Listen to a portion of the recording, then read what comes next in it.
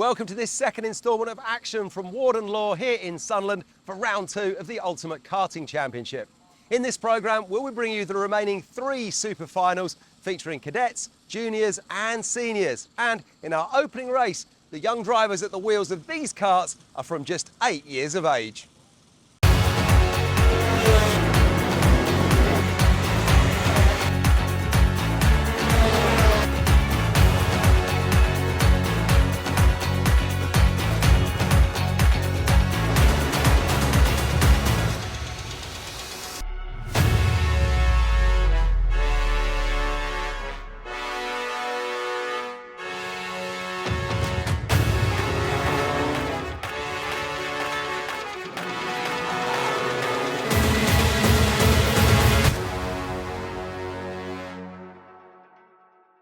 You might think that a kart is just an assembly of welded bars and simple components, but these things have been developed since 1959 into a highly tuned racing machine that takes skill and knowledge in order to get the best out of them when they're on track. A good driver can make a difference, but without a good mechanic to interpret that driver feedback and what they see from how the kart is handling when it's out on the circuit, well, without that, that driver could be handicapped. Earlier on, I caught up with one mechanic who knows exactly what you have to do to tune one of these things to win. So on a race day, there's quite a few things we can change in a car. Like on an F1 car, you've only got sort of one race. We've got a number of races. So we change things each race, each session. As the tyre sort of wears out, we'll add more grip into the car. Obviously we can change like axles, rear hubs, things like that, which then obviously generate more grip or less grip, depending on what we want to sort of achieve and depending on obviously what the track's doing from session to session. So as far as axles concerned, there's a number of axles we can use. There's soft, medium, hard, there's short axles, long axles. Obviously if you go short, you put a little bit more grip into the back of the cart. Hard takes grip away.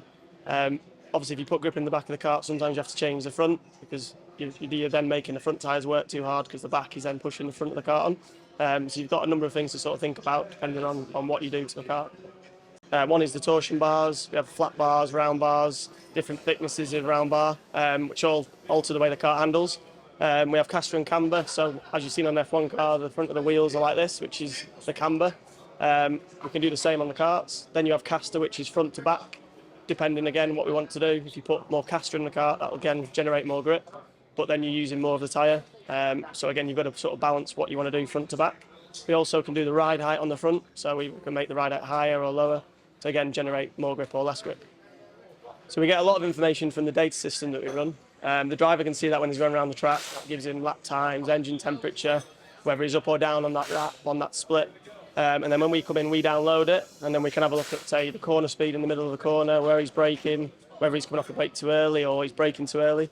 And then we obviously put all that together and then relay it back to the driver and the mechanic on what to change and what the driver needs to do for the next session. So clearly the driver's one of the most important things, but without a really, really good mechanic, putting it all together, talking to the driver on the grid, obviously calming him down, telling him what to do lap after lap. Obviously it all comes together as a team. You can't really do it on your own, it's a team effort. Why the teams do so well is obviously there's quite a large number of drivers within the team, so we have a lot of data to look at. That's where your dad and lads struggle a little bit because they've only got one driver, they've only got, say, 6 sessions in the day. Where if we've got 6 drivers all doing 6 sessions, we've got a lot more data than the dad and lad could have. And obviously we've got a lot more time in the week. We're going through equipment where dad and lad, they've got to go to work. Obviously our job is in the week karting, so we can do a lot more things. Time for Micromax to kick us off, and it's grown again, the grid. It's great to see so many hot talents in these Sodi chassis. Dan Minto and Tyler O'Neill on the front row of the starting grid, Christian Stefanov and Jaden Sherwood on the second. James Robertson, Carl McLean, Jack Robinson and Kevin Kilbasa. And rounding out the top 10, it is Adam Turacek and the talented privateer Olivia Reynolds. Then comes Katie Donaldson and Cameron Nelson on the 6th row of the grid, Jake Grafferty and JJ Lowe from George Speechley, Jack Baker, and rounding them out, Sam Ludiyi. So here we go, up to the start, and a good launch forward as the competitors get themselves under starters' orders, in through the first turn, and up to Brian's Bends. They're going to battle away through the dogleg, and we ride on board with Tyler O'Neill in the opening stages as Dan Minto and Tyler O'Neill are going to go to battle. We're going to watch from further back to see who's going to make the first charge forward. and Dan Minto has held the lead in the early stages. Through centre 1, out through the left, through centre 2, up through the right, and now things are going to get a little bit spicy as the field tightens up. James Roberts went through the line at round 1 first, but then got that penalty, which dropped him down a second, but he did retain the championship lead. We're on board here with Tyler O'Neill, Jaden Sherwood up the inside, and again, great 360-degree camera action from the 360 Insta camera. And that is now Tyler down a third. Dan Minto it is out front, the local man for Hunter Motorsport that has the lead, and the championship leader James Roberts struggling. That is Minto picked out. Yeah, this is a good opportunity for Dan Minto on the team's home soil and on his home soil. He will really want to cement himself up at the front here, and look, he's already starting to gap Jaden Sherwood, but Tyler O'Neill and Christian Stefanov are not going to let him get away easily. They're going to work with Sherwood. They will basically run in a formation line to try and chip away at that advantage. Even at this level, when the kids are so young, they know how to get themselves back into a winning contention. They've worked with their teams, they've worked with their coaches. They know that even though there's such a long way still to go, the race cannot be won in these early stages. This is about getting good momentum. As on the inside, that's a lovely move from Kevin Kilbasa. He makes his bid and gets through to the inside line. And I think that's going to be a move as well from Adam Turacek as he goes for the move on the inside line. Jaden Sherwood bangs in a fastest lap, 57.067. So there is the vice champion from last year. James Roberts is up the inside. That was a nice bid from Turacek to get past Jack Robinson, but he couldn't quite make the move there. Top 4 still pushing away from the rest of the charging pack, but 5th down to 9th. Roberts, Kilbasa, McLean, Robinson, Turacek, all very evenly matched, as Katie Donaldson is leading the charge to close up on them. And this is a very tight-knit battle we got here from 5th place down to 9th. Goodness me, very close and even as they continue to charge forward. And look, even in the back of the field, you've got Ladie and Speechley going wheel to wheel. Awesome to see battles all the way down the field. Here comes Kilbasa, lines up Roberts, but he's going to get wide. And he manages to catch it. That was well saved by Kevin Kilbasa, riding the limit of giving away a position as he gains it. But you've got McLean lining up. He wants designs on 6th position. James Roberts, championship leader, struggling today, Jake, and down another place. That's Christian Stefanov picked out. He's the man chasing the man on the onboard camera. Kilbasa had to defend again from Roberts on the inside line there. So a big tussle. But we've got Nelson, Lowe and Gruffety. Those 3 are battling away with 12th place. Oh, mistake. McLean got 2 wheels on the grass, and that has cost him at least 3 positions. I think Donaldson managed to get through there. I'm not sure if Reynolds did as well. Well, she certainly has now.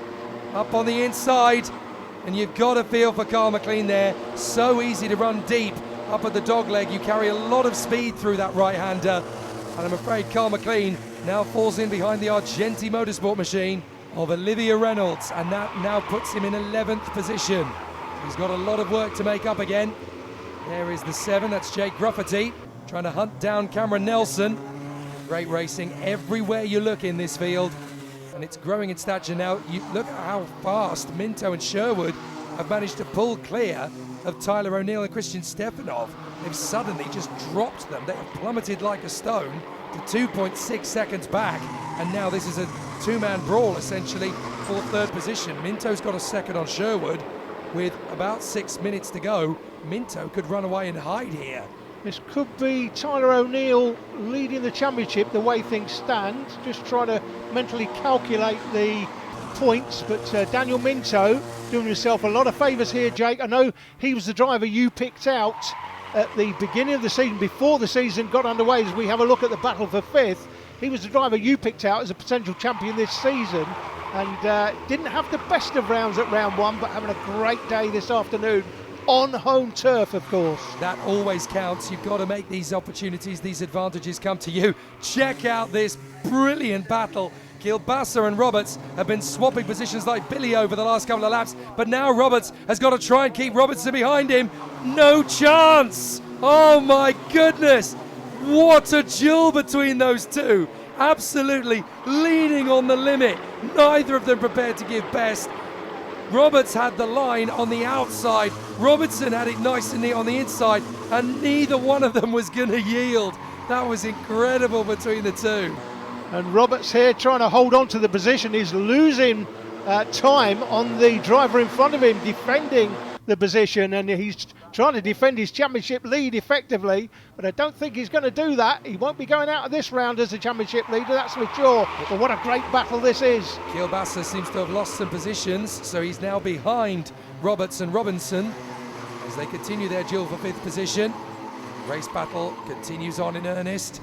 They come off the turn, back down the home stretch, side by side. This is going to get pretty spicy now. Robertson surely could do it on Roberts, but again, Roberts holds him around the outside. Just incredible convictions from Roberts. He hasn't got driving gloves on, he's got boxing gloves. Come and have a go if you think you're hard enough. Look at this, you've got 8 drivers in this midfield battle here. Roberts desperately trying to hold on to 5th place, but they're queuing up behind him. This is going all the way back to Jack Baker now in about 15th place. This is an absolute rout, and James Roberts is running out of time to hold on to his position. Riding up to the horseshoe, on board with Tyler O'Neill, Christian Stefanov. He's gaining ground all the time. This epic tussle still going from 5th position downwards. Roberts is going to lose out here. Finally, Robertson gets his man. He hunted him down into the inside apex for the first part of the horseshoe, and finally he gets his man, but I think he's not going to be the only one, because now Adam Turacek will spy an opportunity. Olivia Reynolds has been working her way beautifully through this field. She is now up to 8th place ahead of McLean and Katie Donaldson. This is the battle for 3rd place though. We're on board here with Tyler O'Neill looking back on Christian Stefanov, and this is the battle at the front, the only battle at the front. Minto is well clear of Sherwood now, some almost 2 seconds, and Tyler O'Neill 4.6 seconds back of the leader with Stefanov just behind. Then comes this battle for 5th place. Great battle. Do you know, it's really hard not to be impressed with Olivia Reynolds. She is a novice in this category, don't forget, and she's up to 8th now. There goes the move from Turacek, and the door's left open. Beautiful from Olivia Reynolds. She absolutely storms in the inside. That is a great overtake as we watch Tyler O'Neill and Christian Stefanov. Right, Christian, this is it. Last lap. There's only a handful of opportunities left. What can you do to storm one up the inside on Tyler O'Neill? Daniel Minto out front has the lead, and he also has the fastest lap, so he's going to be taking a full scoop of points this weekend. But this is the battle for the podium. And there's only one spot on the podium to fight for, because Sherwood is 2.5 seconds off the road. These guys are just fighting because they can. It's a wonderful run to the finish for those guys. But now it looks to me as though Tyler O'Neill has done enough just to give himself the tiniest bit of gap between himself and Christian Stefanov. But Dan Minto can take a bow. This is a brilliant moment, a coming of age moment for Dan Minto. He romps to the victory, checks out from Jaden Sherwood. Excellent work from Dan Minto, and so close, Christian. You feel the pain of how close that was. Who's going to grab 5th? I think Roberts has got 5th back, and Roberts is going to grab 5th place back. That's a good battling performance by James Roberts in the end. That's amazing from Roberts, having lost so much ground, but you could throw a blanket over the rest. Turacek, Reynolds, McLean, Donaldson, and Lowe. Epic stuff. Well, he started on pole position and he took the checkered flag. Kart number 28, Daniel Minto, really didn't look like that was hard work for him. Once he got that lead built up, it was just a case of smooth driving. And that's what happens when you're Hunter Motorsport and this is your home track. You know the circuit so well, you almost make it look easy. Let's go and see what he had to say when we caught up with him at the podium. Daniel, my commentary colleague Jake Sanson had you down as his tip to win the championship this season. Wasn't the best start at Wilton Mill for you, but a great result today on your home track. Just talk us through that final. I got a good start and I just got my head down hoping that I would pull away. And great win for you, good championship points today. Who do you want to thank for your success? My dad, Hunter Motorsport, and everyone that's helped us. Well done. Jaden, 3rd at the first round. A lot closer battle for you today, though, wasn't it? 2nd place. Happy with that? I'm very happy with that result. Minto had lots of pace, but we struggled throughout the weekends because we got a DNF in the first heat, so we had to work hard throughout the rest of the weekends. Who do you want to thank? I want to thank my dog, my family, Hydrate Me, and Tarwood. It was as good as we could have done because I think we had problems with the cart and that it wasn't really working and everything. Okay, what were the main problems did you feel this weekend? Like the back end was the back end was moving and it was like sliding out in a lot of corners. Okay. Well, the most important thing though is you hold on to it and you get the best result you can. Third was the best result. Who do you want to thank for your success? I want to thank Bradley on Saudi Academy. It's been a great start to the year. These first 2 rounds have really given us a bit of an epic fight. Look at that. O'Neill on 3:28, Minto a point behind, James Roberts another point behind. This is going to be the closest fight in Ultimate Karting Championship this season, the way things are currently shaping up. Sherwood and Stefanov are not a million miles behind, and look at the battle between Nelson and McLean, with Donaldson, Turacek and Lowe also in contention. Brilliant. The Senior Rotax Super Final is next out on track, and one young man hoping to do well, who has also made the switch from X30s to that Senior Rotax engine this year, joins me now. It's Teddy Pritchard-Williams. Teddy, great to see you. Thanks for taking the time to have a chat to us. Right. How's it going for you this weekend so far? All right so far. Probably a tenth or two away from where we need to be, but Yeah. I'm sure we'll get there with the team Quite behind happy. me. And Yeah. the sun is shining, so things are looking good for you guys up Different here. up here, isn't it? It's different. It's normally rain. It's different to when we were racing here last season, and also as well last season we still had the X30 engine. This season we haven't. UKC is now all Rotax engines. Is that a change that you were going to make anyway? We were going to make that change. We decided about November last year to make the change. I think personally I was done with X30. I'd done enough. I'd done it since 2016. I was ready for a change, and then we were talking to Lee about it, and Lee said, well, funnily enough, we're kind of as a team wanting to go Rotax. Right. So we just moved forward together. And if you could explain some of the differences between that X30 and that Rotax engine from a driver's point of view, what's the key change? The handling is the same. You can drive it pretty much the same. The difference is, in a Rotax, a power valve, so the power valve kicking in the bottom end, so you've got a lot more bottom end straight away, where an X30 will pull all the way through. Right. But the difference is an Rotax will go quick off the bottom, but then probably won't pull as much at the top end. But an okay. X30 will pull all the way through. Got you. And get a lot higher revs. Okay. And in terms of from a mechanicking standpoint and a cost standpoint, how do they fare? Mechanic, so I have my own mechanic, Sam. He's mechanic for me for ages, and he's done Rotax before. So from that type, it wasn't really a change for him. He knew exactly what to do. From a cost, it's probably a little bit cheaper. The engines are bulletproof. Yeah. I don't think you could blow them up, Right, even if you tried. They're just bulletproof, and it's great that you're not having to throw engines at it all the time. Yeah, so they run and run and run throughout the season. You get a lot of miles out of them, a lot of laps. Yeah, really good. And let's talk about the start of the season then. Round 1 was quite an eventful one for you there. Yeah. In that super final, you started 28th on the grid. You got yourself up to 5th. Yeah, we got helped out by a little bit of rain drizzle in the middle, so was able to get through, but worked through with Caden. So Caden came from the back as well. Yeah. Was able to just go through with him. We was at the back because we'd not had a few good heats, and obviously in a big grid you have one heat and you're at the back. That's it, yeah. So you've got to be so consistent. And that race, reminding ourselves, actually was red flags. I think you could have probably gone better than 5th. We were looking like that at the time. We were 2 minutes to go, wanted that race to carry on.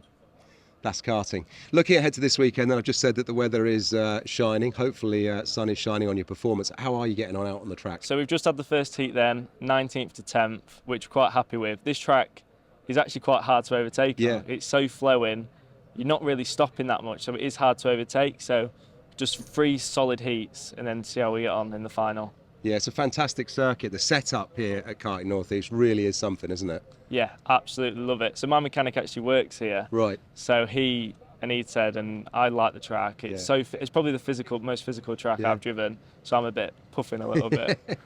All right, well, listen, Teddy, best luck for the weekend. Go you. well, and let's see what you can do. Thank you. Well, if I know Teddy Pritchard-Williams, he can do quite a lot. It's Caden McQueen and Jamie Rogers on the front row, though. Louis Harvey and Matty Hingley on the second. From Louis Weaver and Lucas Ellingham, Jack Lilly and Kian Sang. There's going to be great battles further back because you've got Sam Gornall and Sam Hawthorne in the mix. Watch out for the likes of Lorenzo Cordell outside the top 20. Matt Chicamera shouldn't be that low down either, nor should Casper Scusa. So right the way through this field, you've got a lot of drivers who are out of position who will want to charge through. Here we go, on board with Louis Harvey, up to the first corner. And already he is in a big fight with Matty Hingley as they go through the first couple of corners. And there's a lot of side-by-side going on. Looked like there was a bit of a tight one for Casper Scusa as he worked his way through. Back on board with Harvey, and that is Caden McQueen fighting for the lead with Jamie Rogers, and he gets through. That was a very nice manoeuvre from Caden McQueen. He really knows how to pick his moments on the opening lap, and he's managed to get himself into first position. So Caden McQueen out in front. New colours for him in the lead of the race, because normally we see him on the Mad Croc chassis. Not this time. He is out there having a fantastic battle in the lead, but it's very different for Caden McQueen because he's now on the Zip car with Mad Croc. So very different times for Caden McQueen as he charges his way forward. But now Rogers gets a little bit wide in the final bend. Louis Harvey hoping to steal the position, but Matty Hingley is storming up the inside instead. Can he hold on? Louis Harvey very defensive on the way up to Brian's Bends, and as they come through the dog leg, unfortunately Matty Hingley is held up. So Ellingham now going to try and get his move on the inside and a spin. Oh dear. Now was that Ellingham or was that Louis Weaver? It was very hard to see from the drone, but I think that might have been Lucas Ellingham. Yeah, I think it was Lucas Ellingham. The one man on the move is Sam Gornall, championship leader after round one, started P12 in this final. He'd have been disappointed with that. He was up 4 places as they went through the line at the end of the first lap. Yeah, Lucas Ellingham has gone from the fray, so that is unfortunate. What a shame. He really does seem to get the raw end of the stick far too often, Lucas Ellingham. If you snapped his kart in half, it would have bad luck written through it like Blackpool Rock. A little later on into the race, and you can see that Louis Harvey's now under pressure from Tom Wood. Tom Wood is trying to get his way through. This is not going to be particularly easy to make his way through either, because once Louis Harvey is on the defensive, he's actually on the offensive. He gets through on Sam Gornall, and Gornall loses ground. Look at the train that's building up in the middle of the gaggle. And Sam Gornall obviously up to, well, he's up to 4th place. We went through the line last time, so started P12, already up to 4th for the championship leader after round one. So he's on the move forward and just gone back one.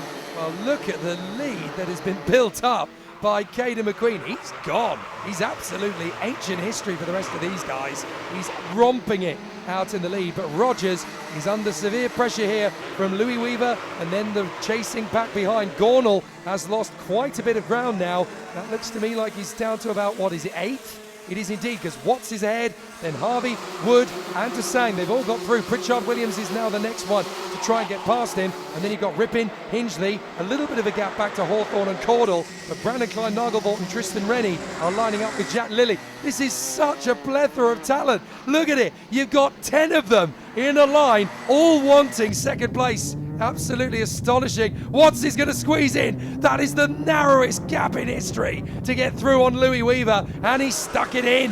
Jamie Rogers is acting like a cork in the bottle at the moment. On board here with Louis Harvey, looking back on Tom Wood. Oh, I tell you what, there's a little bit of pushing and shoving going on. A massive amount of places lost for Louis Harvey. He's now got to try and find some way of getting it back again, but he's got to gather it all up first. This is tough stuff.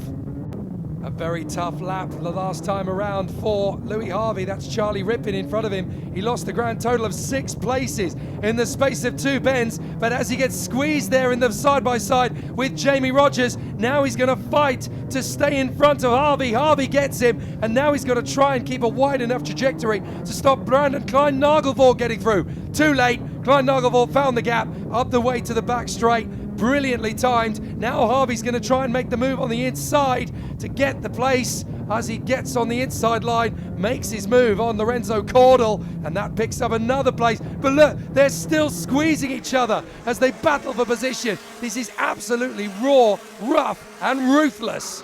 And whatever problems Jamie Rogers had, as you can see later in the race, he's dropping down the field in a hurry. Rogers is out of the race, Jake. Started P2 and gone. He's crossed the line in 31st position, so he may still be circulating, but in essence, you're right. He's out of contention for the victory now, and he's never going to get that back again with 5 minutes 45 left on the clock. So now everyone else will battle away for it. This is Matty Hingley with Lorenzo Caudle right underneath him. So some great battles. There is Caudle. Louis Harvey is caught up to him on the inside line. Lovely slice on the inside from the Kato Motorsport driver trying to retaliate, but Louis Harvey has already got him. So now they come off the turn. This is Jensen Watts in second place. McQueen is 7.5 seconds ahead. When was the last time you saw anyone in this competitive a field that far ahead of an amazing competition like this one. Sam Gornall sets the fastest lap, and the reason he is 7 seconds ahead, Jake, is because in that early running, of course, as we've got another move there for second place, that looks like Louis Weaver through to second on Jenson Watts, but Jamie Rogers' problem earlier on, causing the bottleneck for the other drivers trying to get past, that allowed Caden McQueen to get clear, and he can now just stop off, have a bit of a KFC takeaway and still win the race. No, don't tell him that, because he probably will, knowing Caden McQueen. He'll have a quick one and then still have about a second and a half lead on the rest of the field. Can I just say, other takeaways are available. Oh, surely they're not. Anyway, up to the first corner. Weaver, Watts, Wood, Gornall, Pritchard Williams and Matty Hingley in an absolute train as they run through. The locomotive for the moment is Louis Weaver, but these carriages want to take command. So Jenson Watts just waiting for his moment. Now, being the second one in the train is a pretty special place to be, because the one at the front is actually doing all the hard work, cutting through the air, pushing hard with the tyres and overworking the brakes. But the drivers have these incredible dashes on their steering wheels. They can monitor everything from engine temperature to water temperature. They'll get a feeling of what's going on. Oh, that was a little bit cheeky from Sam Gornall in the braking zone. Now, we call that loading. He just got a little bit too close to the back bumper and said, "You're in my way. I'm just going to nudge you to the side for a bit." A little later in the race as they go through the line, battles all the way through the field, and that is Sam Gornall, and he is now through to third place. And that's a tough man to go against. Jenson Watts is never going to give you enough space to go wheel to wheel without feeling the aggro. Weaver has managed to get a couple of tenths of a second clear of this battle now, so his move came at exactly the right time. But this is going to be tough now, because Gornall, Watts, Hingley and Pritchard Williams, that is a mean quartet to go racing with. And they are going to struggle to settle this one out without a few bits of dust kicked up. Oh, and I proved the point right there. Jenson Watts, arms in the air. I just got booted out of the race. Did you see that? Oh, he is absolutely fuming. He's sitting there in the background. He's going to get it going again. You can just see him leaving the tyres now. He's getting going, but he was right up there in contention for a podium spot, and all of a sudden he is down in, well, wherever it is. He's going back down 29th, is it? 29th place. Yeah, I think he's going to be 30th. He'll be behind Ben Ballou, I think, and that is devastating for Jenson Watts. But he's going to look back over that and go, come on, I just got absolutely assassinated from this motor race. And it doesn't look as though the guy who did it is going to have anything happen to him. But of course, if Alan Bryant has seen that... If he has, that's the key. Yeah. If he has seen it, he will take action. But the officials, the human beings, they're trying to watch 30 karts, 34 karts in a race. They don't always see every single thing. So they may have seen him just spin off and hit the tyres, but they may not know exactly what happened. Right, well, Matty Hingley is suddenly dropping away. Now that's interesting, because Matty Hingley was involved in that, so he has suddenly plummeted from the fray. I wonder if maybe his comeuppance, if he was the instigator, did he get damage from that? So that may be the just desserts that Jenson Watts was looking for. But his teammate, Caden McQueen, absolutely annihilates the field. That is the absolute rout from Caden McQueen. Weaver will come through for second. Gornall in front of Pritchard Williams. Oh, and even in the last bend, Jamie Perrelly goes on a rodeo ride with Brandon Klein-Nagelvor, and that gives Charlie Rippin the place. Goodness me, this has been one of the most ruthless finals we've ever seen in Ultimate Karting Championship. My goodness. But that is a brilliant win from Caden McQueen ahead of Louis Weaver and Sam Gornall. Pritchard Williams in fourth from Tasang, Caudle and Rippin. Great racing at Warden Law again. Well, how about that for a senior Rotax drive? Caden McQueen with an absolutely incredible victory there, taking the win by some 8 seconds. What's remarkable is he started on pole and he'd lost the lead coming into the first corner to Jamie Rogers. Well, by the end of that first lap, he'd retaken the lead back and then just started to extend his way. Rogers behind him seemed to have a problem with his car. The rest of the field backed up. Ultimately, Rogers retired, but in the meantime, well, Caden was just off and away down the road. Loving that zip kart chassis, taking the win for Crop Promotion. Let's go and see what he had to say at the podium. Not sure what county we're in here at Warden Law, but whatever it is, you were in a completely different county from everybody else. What a win that was. Yeah, I mean, throughout the weekend we've been really fast. We've been at the front. We started 27th in one of the heats and come through to 4th with fastest lap as well. So we've shown that we've been really strong, and I think we've got a lot more to come as well throughout the year. Strong in karting, of course. Talk a little bit else about what you're doing elsewhere. I know you're working with Warden at the moment. Yeah, so the Arden, I'm on their YRDO program. They do GB4 and GB3. So we're just, on the sims all the time and seeing what's next. Okay. Who do you want to thank for your success this weekend? Zip Kart, they've been amazing. They've done an amazing job all weekend. Croc racing karts for the chassis. And my mechanic Jay and everyone else, all the sponsors and everyone else involved. They've done a fab job. Thanks. Louis, that was a bit of a hectic start. Caden got away obviously at the start. Yeah. And you ended up coming through to second place. Yeah. But just talk us through the early part of that race. Well, at the start, started 5th, got into 4th off the start, and followed 3rd round for most of it, which was Rogers, who was slowly breaking down, and that gave Caden the gap. And then I got overtaken, dropped back into 4th, followed 3rd, and then Rogers slowly pulled off, slowly got into 3rd, and then made the move for 2nd, and then drove away a bit, and then just kept the gap to the end, really. Who do you want to thank? I'd like to thank GMS Motorsport for all their help and support and everything they do for me, and GMS Racing Engines for the good motors. It really helps out. That battling at the start, that helped you? Yeah, it did, because as they were backing up, I just sent it around the outside, got like 4 or 5 people, and then just got into 3rd and stayed there for the second half of the race. Who do you want to thank for your success? I just want to thank Coles Racing, my mum, my dad, my mechanic Alex, and my sponsors Pete Marquis and Oaks Koi Farm. A brilliant fight from Sam Gornall to go from B12 to B3. That means he retains his championship lead, but only by 3 points to Louis Harvey, who did so well in the heats that even though he dropped back in the final, he is still very much a contender. And with Jamie Rogers, he DNF'd and is still in 3rd position. That dominant race from Caden McQueen puts him into contention, and Sam Hawthorne, Louis Weaver, Lucas Ellingham and Lorenzo Cordell are not far away. The Junior Rotax Super Final is up next, and one young driver who would have expected better than his result of 29th at the opening round is Gustav Yusukovs. I spoke to Gustav earlier, who's part of the local Hunter Motorsport team, and asked him what happened at that opening round and what are his hopes for this one. So Gustav, great to see you here this weekend at Warden Law. Cast your mind back to Wilton Mill though in that Super Final. Things didn't quite work out for you. Yeah, I was just having issues with the engine in the final. And then I was involved in an incident, and then after the red flag restart, the issues just got worse, and I couldn't finish. So. Yeah, mechanical spoiling, otherwise what would have been an okay weekend? Yeah, it was going pretty good until the final. I was about 8th, 7th starting, so yeah. But excitingly this weekend here at Warden Law, you're just back in from your first heat, and things are looking up. Yeah, from 21 to 5th, I think that was really good. Yeah. I think just in the next heats, we just need to keep that same momentum and then push forward. Yeah, brilliant stuff. It's your second season with Hunter Motorsport. Last year was your debut season in the Junior Rotax, and it went brilliantly for you. You just missed out on the podium, finished 4th overall come the end of the season. You picked up an award at the end of season awards too, though. Tell us about that. It was a great experience, because I didn't think I'd be ever that far up. I just thought I'd maybe top 10, maybe. But 4th is really good.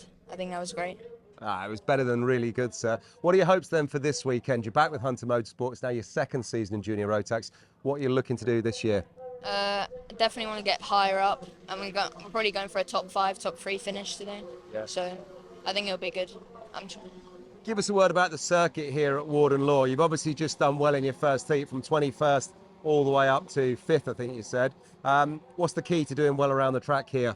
Just need to go into every corner, push as hard as you can, brake really hard, and just keep it as smooth as you can. It's a very flowing track. So. Yeah.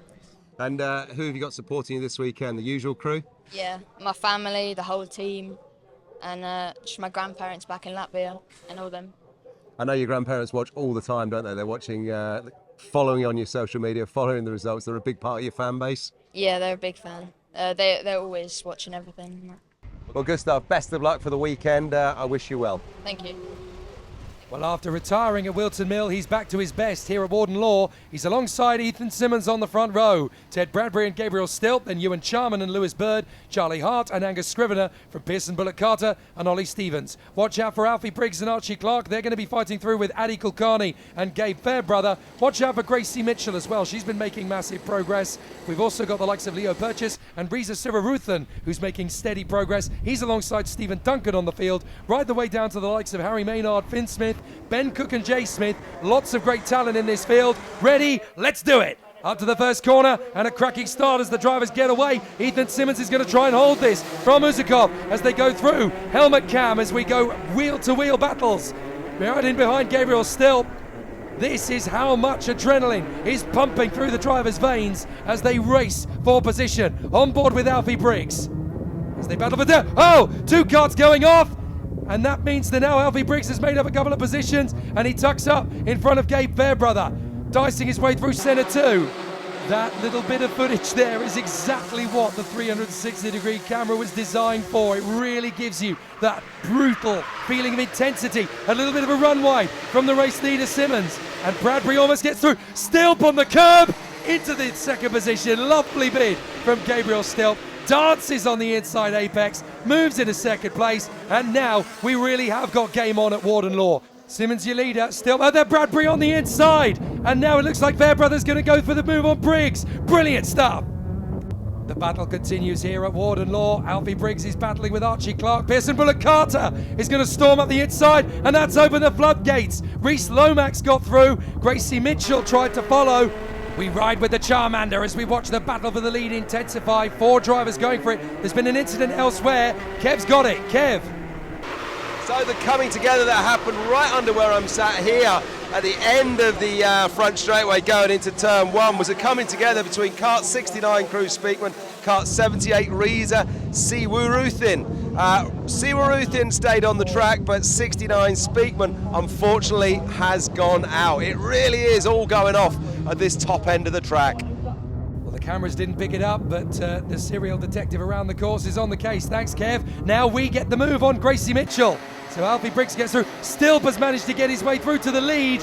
So Gabriel Stilp has worked his magic, and now he's in front of Gustav Uzakov. So Speakman, as Kev pointed out, is out of the race, and I'm afraid he joins Addy Kulkarni and Tommy Harfield on the sidelines. Uzakov goes for the lead. Watch Stilp, beautiful on the undercut. Gabriel Stilp gets him straight back again. Now we're going to get the move from Clark. He gets in on the inside of Lomax. So do we. Alfie Briggs gets through. But Gabriel Stilp is your race leader. Now there's a warning flag gone out to someone in the leading group. Didn't quite see who that was. Oh, side by side. That was very close between Fairbrother and Scrivener. So Angus Scrivener loses out to Gabe Fairbrother on that occasion. And he's also ended up losing a place to Ollie Stevens in all of that. But Gabriel Stilp, Mr. Spectacular, has come forward to the front. Fastest lap by Stephen Duncan. The 360 camera on Alfie Briggs here. Briggs went through the line in 13th place. He's making places and losing places, Jake, but the one thing he's guaranteeing himself, Stu Stratton may be looking for his kart to put the camera on next time, because he is delivering action and delivers it once more. Yes, indeed, he gets Clark. Lomax goes with him. Gracie Mitchell as well. So excellent racing in the gaggle. And they continue this fantastic run. Stilp is your leader. Uzakov second. Simmons is third. The Charmander in fourth from Bradbury and Charlie Hart. Excellent dueling at the moment. But Gabriel Stilp, he's out in front. Pearson Bullock Carter storms on the inside there of Archie Clark. Gets the overtaking move. Now Stephen Duncan is going to want to get through. And he's got pressure on his own because Finley Watson and Joe Rippin are starting to line up. Uzakov's bangs in the fastest lap, trying to close up on Gabriel Stilp. There is battles everywhere you look around this course, as there goes Stephen Duncan. Storms in on Archie Clark. No, you don't, says the Cato Motorsport driver. Storms back, thank you very much. No cheap overtaking moves today. Excellent racing everywhere you look. He's coming another go. Squeaks in on the inside. Clark, oh, Duncan gets spat out. He just tried too much there on the inside of Clark. Clark recovers, but all his hard work is undone. Let's have another look at it. You can see how close Stephen Duncan gets. Look, he's nudged him on the way in. He's created the gap with a little bit of a force of a manoeuvre, and then he tightens across. There's nowhere for Clark to go, so Duncan just bounces off him. Yeah, that was unfortunate, but when you don't allow the driver on the inside... Oh, two more! Sorry, that's Maynard and Smith. Harry Maynard and Finn Smith have come together, Alan. Yeah, Finn Smith. And that's Joe Rippin. They're all dropping out. MLC is OUT. My goodness, it's getting pretty crazy out there at Warden Law. Ewan Sharman set the fastest lap, Jake. We're on board again with Alfie Briggs. That's Angus Scrivener alongside. That is about as close as it gets to the limit. Oh, and Scrivener goes right off the road with Lomax. They skate right off, come back on in front of Briggs. Oh my goodness. He came very close there to impact. Gracie Mitchell watched it all unfold as well. And now Mitchell will dive on the inside of Briggs. Not phased at all. Diving through comes Pissenbull and Carter. Wow! That was about 30 seconds of the most intense adrenaline rush you're ever going to get in Junior Rotax.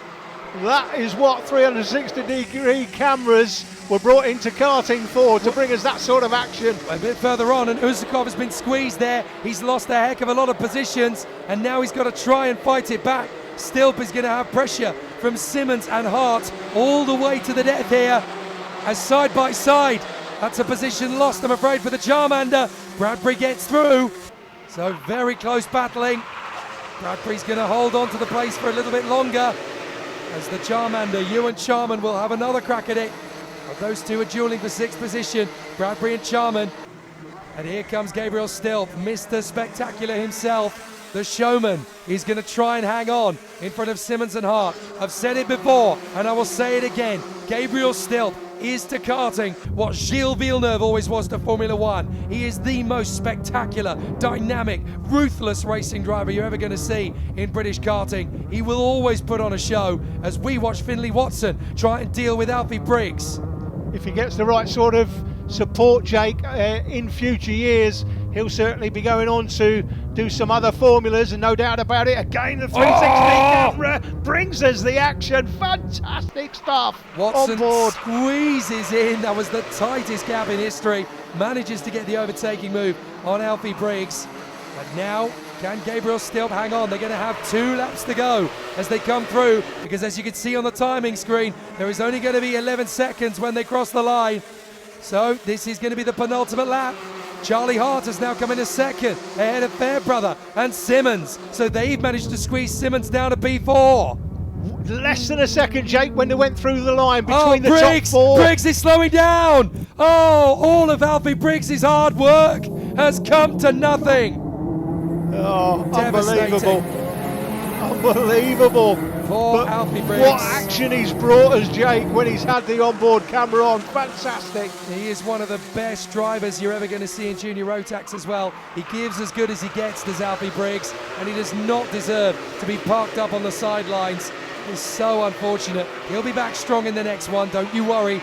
Alfie Briggs doesn't do things by halves. He will come back fighting fitter than ever. But Gabriel Stilp has got just one more lap to hang on in front of Hart and Fairbrother. And Charlie Hart and Gabe Fairbrother are going to push every inch of their car to the limit to try and get past Stilp. Here we go. Fairbrother tightens up at the exit of the dogleg in a second place. Now Hart has got to try and hold off Simmons. Simmons is going to give it everything. That is Uzakov trying to fight through as well. Uzakov will dive in on the inside. Move up to 4th position. He gets there. Brilliant from Uzakov.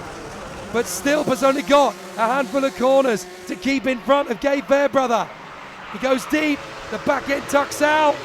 But Stilp should be able to hang on. Fairbrother will throw one final bid. Coming into the final bend. Can he do it? Stilp protects. He holds it. Beautiful. Gabe Stilp gets the win. Wonderful racecraft. Fairbrother second from Hart, Uzakov's, Bradbury and Simmons. Charman is in there as well in P7. They're all covered by 2 seconds. Majestic racing. It's a good result for Stevens in front of Bird. Fairbrother gets a penalty at the end of the race. That drops him back to 9th. Gabriel, we know you as a serial front runner. You weren't at the opening round of the championship, but you're back this weekend and right at the front of the grid once more. Who do you want to put that success down to, and what was it all about this weekend? I'd like to thank Zip and the whole of Croc and Grice for the engines and my mum and dad for bringing me here. Okay, well done. Great result for you.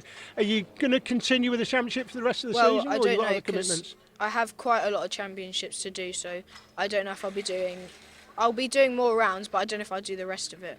Okay, well, good luck. Okay, thank you. It was a bit of a scrappy race mid through, but got the break, got my head down, chased the front pack, and ended up with a P2. So happy with it. Okay, and what are you sort of expecting for the rest of the championship this season? What would you like to think at the end of the year would be a great result for you? Obviously the win of the championship. I'm just going to try and get consistent results. Obviously try and win the race and get the win of the championship. And who do you think is going to help you do that? My mechanic, my sponsors, Cumberland Platforms Limited and Jorvik Design Group, my mum and dad for believing in me all the time, and obviously teammates. Obviously. Okay, well, good luck. Thank you very much. Gustav, we spoke to you in the earlier part of the programme. Not the best result for you at Wilton Mill, but certainly a lot of points this weekend. Happy with third? Yeah, I'm quite happy, but I think it could have went better. I should have just done a few moves earlier on, and then I think it would have ended up better. Okay, who do you want to thank for third place? Definitely the whole team, my whole family for supporting me, and everyone back at home in Latvia. So after the trophies, the Easter eggs, and the trio getting busy with the fizzy, Ethan Simmons is 2 points ahead of Ted Bradbury in the championship fight. But look at the battle for third. Fairbrother ahead of Charman by 5, another 3 back to Charlie Hart, another 1 back to Pearson Bullock Carter, and the steady increments of Uzakov, Lomax, Duncan, and Alfie Briggs shows that we are in for a real title fight in Junior Rotax, and it could still go anybody's way. Well, that's it. Round 2 of the Ultimate Karting Championship is done and dusted. And the circuit here at Warden really was the perfect setting. So many great moments and, more importantly, so many great winners. Well done to everyone who took the win or got themselves on the podium. And indeed, all of the drivers who turned out this weekend. Join us next time when round 3 of the UKC in 2022 will be coming from GYG, Glanigors in North Wales. We'd love it if you could join us there. See ya.